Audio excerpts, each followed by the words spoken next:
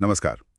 आज हम Robert Kiyosaki की काफी मशहूर किताब रिच डैड पुअर डैड इस पर आधारित एक समीक्षा की गहराई में जा रहे हैं। हाँ, ये किताब तो पर्सनल फाइनेंस की दुनिया में एक तरह से लैंडमार्क मानी जाती है। बिल्कुल। और ये समीक्षा देखती है कि कैसे लेखक ने अपने दो पिताओं, एक अमीर सोच वाले और एक गरीब सोच वाले, उनके नजरिए से पैसे के सबक दिए। हाँ, तो हमारी कोशिश रहेगी कि इस समीक्षा से जो सबसे ज़रूरी बातें हैं, जो टेकअवेज हैं, उनको निकालें। तो चलिए फिर देखते हैं समीक्षा में क्या खास है। ज़रूर।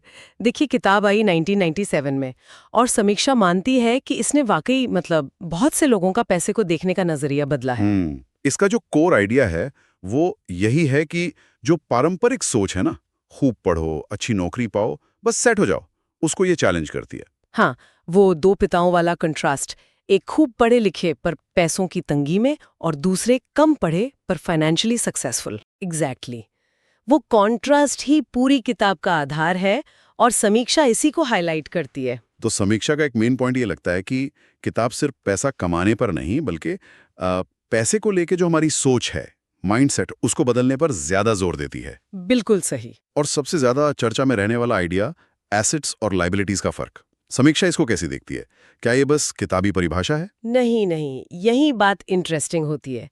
समीक्षा कहती है कि कियोसाकी की जो परिभाषा है ना एसेट्स की, जी। मतलब वो चीज जो पैसा आपकी जेब में डाले, ये अकादमिक परिभाषा से अलग पर आम इंसान के लिए ज्यादा सीधी, ज्यादा प्रैक्टिकल है। अच्छा। और लायबिलिटी, वो जो पैसा जेब से निकाले। समीक्षा मानती है कि ये जो सिंपल सा फर्क है, यही कई लोगों के लिए वो आहा मोमेंट होता है। हाँ, ये बात तो है। एक आसान सा विचार कितना पावरफुल हो सकता है। और फिर वो कहते हैं कि एसेट्स बनाने पर फोकस करो, ऐसी चीजें जो इनकम जनरेट करें। राइट। और फिर वो दूसरा बड़ा आइडिया आता है कि पैसे के लिए काम मत करो, पैसे को अपने लिए काम पर लगाओ। समीक्षा इस पैसिव इनकम वाले पहलू को कैसे देखती है? समीक्षा इसे कियोसाकी की फिलॉसफी का, आप कह सकती हैं, सेंट्रल पिलर मानती है। ये सिर्फ इन्वेस्टमेंट की सलाह नहीं है, ये पूरी सोच बदलने की बात है। मतलब वो रैट रेस से बाहर निकलना। हाँ बिल्कुल, वो चूहा दौड़ से बाहर निकलने की मानसिकता। समीक्षा इशारा करती है कि किताब इसी पैसिव इनकम के जरिए फाइनेंशियल फ्रीडम का रास्ता बताती है, जो नॉर्मल करियर पाथ से काफी अलग है। और फाइनेंशियल एजुकेशन का क्या? स्कूलों में इसकी कमी की बात तो हमेशा होती है। हाँ, समीक्षा मानती है कि ये किताब का एक बहुत मजबूत पॉइंट है कियोसाकी का ये कहना कि हमारा एजुकेशन सिस्टम हमें एकेडमिकली तो स्मार्ट बनाता है, पर पैसे के मामले में अनपढ़ सा छोड़ देता है। ये बात समीक्षा के हिसाब से बहुत से रीडर्स को कनेक्ट करती है। मौके पहचानना, रिस्क को समझना, ये सब हमें स्कूल में कहाँ सिखाते हैं? किताब इसी गैप को पॉइंट आउट करती है। लेकिन नल, समीक्षा क्या किताब की कुछ कमियों या आलोचनाओं पर भी बात करती है? क्योंकि ये किताब जितनी पॉपुलर है, उतनी ही थोड़ी कंट्रोवर्शियल भी रही है। हाँ बिल्कुल करती है।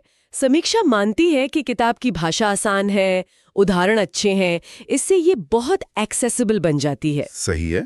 पर साथ ही समीक्षा ये भी कहती है कि इसमें कुछ बातें ना थोड़ी रिपीट होती हैं और कई सलाहें जैसे थोड़ी ऊपर ऊपर से लगती हैं, अस्पष्ट, खासकर अगर आपको ठोस फाइनेंशियल प्लानिंग चाहिए। अच्छा, मतलब प्रैक्टिकल स्टेप्स शायद उतने क्लियर नहीं है। हाँ, कुछ हद तक।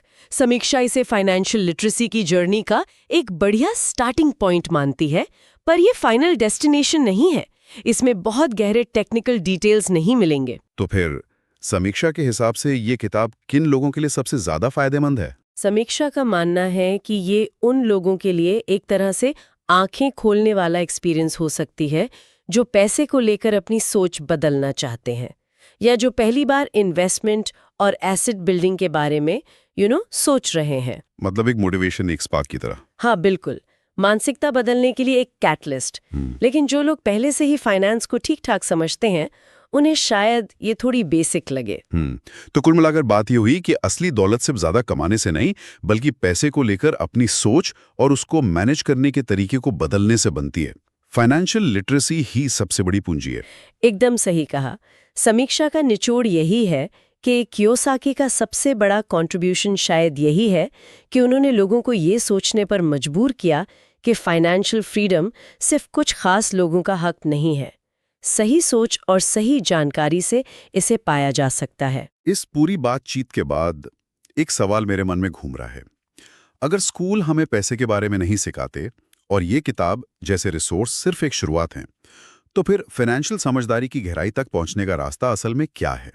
ये शायद हम सबको सोचने की जरूरत है।